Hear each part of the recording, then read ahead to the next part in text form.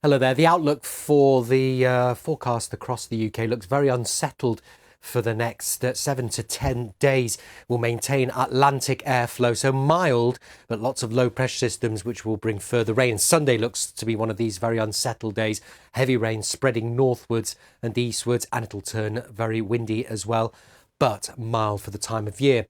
So we'll have these weather fronts and this frontal system gathering across southern and western areas first thing on Sunday. So wet and windy from the word go across south and the west. Chilly but bright start for Scotland, but that'll fade as the rain pushes northwards and eastwards. Some of the rain heavy, could see some localised flooding towards the south and the west because the ground is so saturated. And it's going to be a windy day, especially so for England and Wales as that rain band continues to move northwards. Could see a bit of brightness though behind the rain band later in the day in the south. That could push temperatures up to 15 degrees, but we're in double figures for most areas, so mild for this time in December.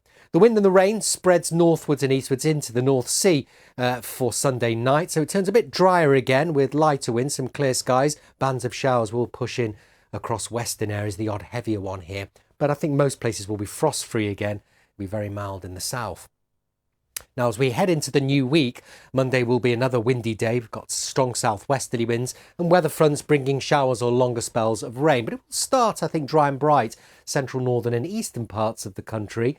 Any mist and fog clearing away, but the wind picks up and pushes the rain into large parts of England and Wales and Northern Ireland into the afternoon. Again, some of it could be quite heavy. Most of us will be in the low teens, could hit 14 or 15 again in the mildest spots in the south.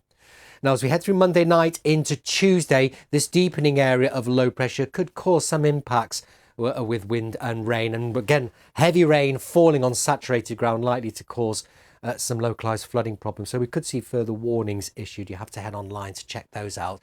A wet and windy day for Tuesday, though, a washout one for many, in fact, and very windy with gales developing, particularly around southern and western coasts.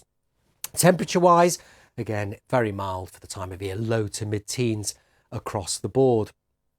So that's Tuesday then, possibly disruptive weather. That deepening low clears away again into the Norwegian Sea, allows something a bit quieter to move in for Wednesday. We're into fresh westerly winds, which will bring a scattering of showers. The wet and windy weather becomes confined to the Northern Isles on Wednesday.